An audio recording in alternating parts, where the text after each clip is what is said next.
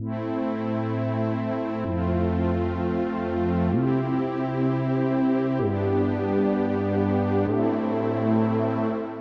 战中，为了赢得空战优势，每一位战斗机设计师无不绞尽脑汁，追求更高的速度。一个很自然的做法就是用增加发动机的数量来提供更大的动力。各国都研制和装备了双发大型高速战斗机。随着第二次世界大战在欧洲接近尾声，一种强大的新型双发重型战斗机正准备在德国空军服役。这种飞机独特的构造赋予了它惊人的性能，完全超越了同时代其他机型。同时，它对几乎每天都在德国上空耀武扬威的盟军轰炸机机群的破坏潜力，只有 MG262 喷气机可以与之媲美。这款惊人的机型就是道尼尔 DO335， 绰号剑。尽管它的性能优于其他重型战机，但在战争末期仅来得及生产28架就销声匿迹。今天我们来聊聊这款二战中飞得最快的活塞螺旋桨战斗机 DO335 剑式战斗机。早在一战前后，德国飞机设计师劳德·道尼尔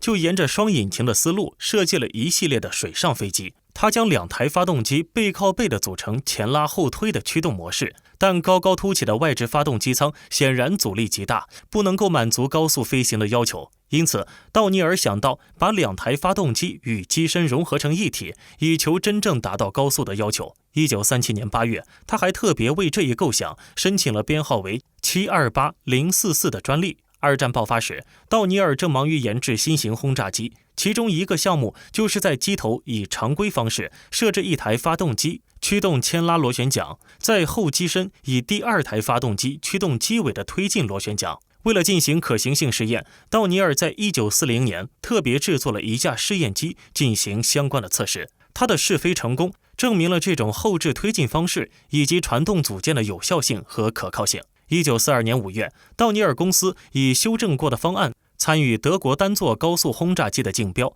并击败阿拉多和荣克斯公司这两个强劲的对手，斩获了研发合同。然而，正当设计工作全面展开之际，面对盟军方面逐渐增长的空中威胁，德国航空部队为单纯的轰炸机已不合时宜，将研制方向转到能够适应各种作战要求的多用途战机上，要求该机可灵活地改装成战斗轰炸型、高速侦察型、双座夜间型和重装拦截型等。1943年初，道尼尔最终拿到了制造3架原型机的合同。不过，此时更先进的喷气机已经成熟，在希特勒的亲自干预下，梅塞施密特的 MG262 被提到了更优先的地位。尽管在许多方面 DO335 也不逊色，但更多原型机的生产计划还是被推后了。第一架原型机在10月26日从福腾堡的门根首飞，在第4次飞行中就突破了600千米每小时的高速。该机使用2台功率为1305千瓦的戴姆勒奔驰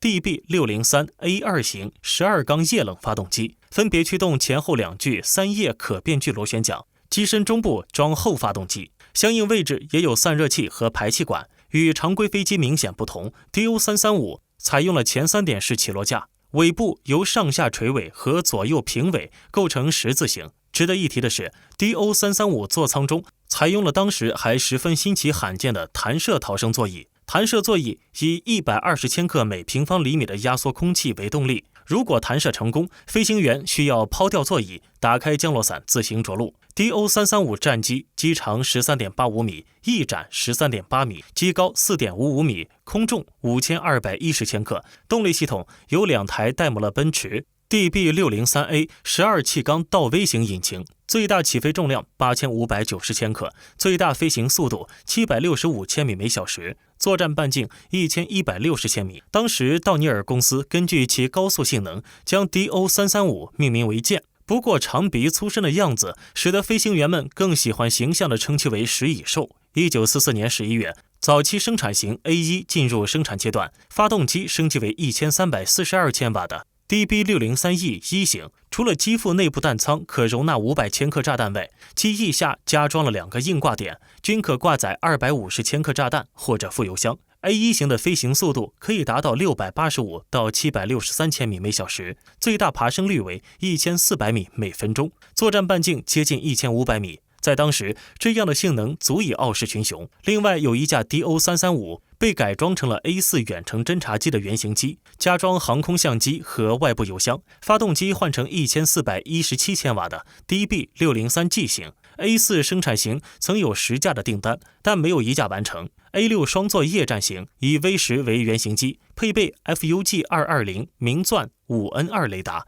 采用纵列座舱布置，雷达操作员居于位置更高的后舱中。由于增加了座舱、成员和相应的电子设备，内部燃油储量有所减少，整体性能比单座型下降了约 10%。武器则与单座型一样，为增加夜战的隐蔽性，还在排气管上加装了火焰抑制器。但 A6 的生产线在盟军猛烈的轰炸下根本没有运转起来。A 系列最后改型包括 A10 和 A12 双座教练机，最终完成的数量也是寥寥无几。1944年至1945年冬，战局的持续恶化，促使道尼尔将 DO335 从 A 系列的战斗轰炸型向火力更强的 B 系列重装拦截型发展。V13 作为 B 机的原型机，再度修改了起落架，前后发动机分别为 DB603E1、QE1 型，使用加力装置，在短时间内功率可达1566千瓦。两挺15毫米机枪改成了20毫米机炮， B2 更是在机翼上又加装了2门30毫米机炮。其后从 B3 到 B8，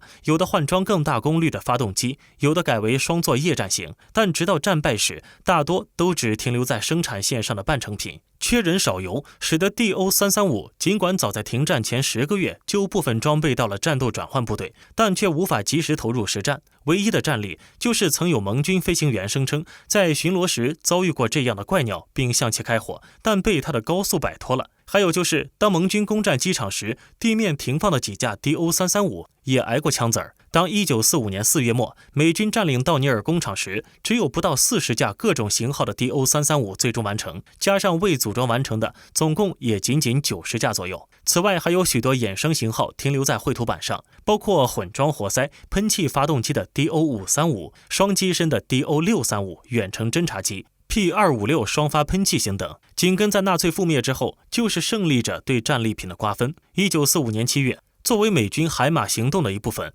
，2架幸存的 DO335A0 和 FW190、MG262、HE219 等一批难兄难弟被装上收割者号护航航母运回美国。另有2架状态良好的 A12 型直接飞到英国范保罗供皇家航空研究学院研究。法国人也搜罗到2架 B 系列的原型机进行修复后试飞。法国人认为这种飞机在低速飞行时难以操纵，但中高速时表现良好，操纵响应也不错。另一方面，发动机存在不少问题，一些飞行仪表，比如温度计和罗盘，也因表现不稳定而无法使用。法国人的结论是，在双发全开或者是一发关闭的状态下，操纵性能和纵向稳定性都不错。当然，由于能够避免扭矩效应，在只开单发时的操纵性会更好一些，尤其是以低于500千米每小时的速度飞行时。法德修理人员检修的第2架飞机是双座夜间战斗机 DO335B6 原型机，其雷达操作员就坐在机体中的一个狭小座舱里，通过一个镶满玻璃的小舱盖进出。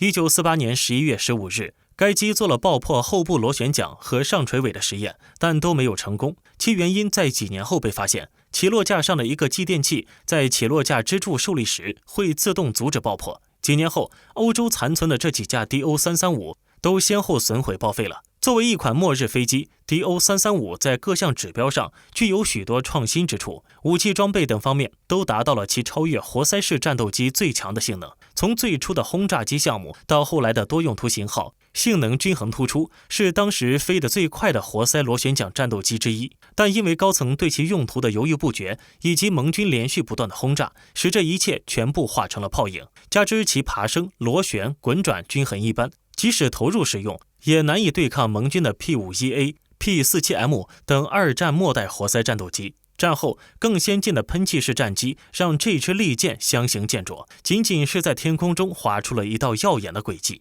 就消失在了没有目标的终点。本期的视频就到这里了，请持续关注我们，既可以收看最新视频，又能浏览往期的精彩。欢迎在评论区留言，我们下期再见。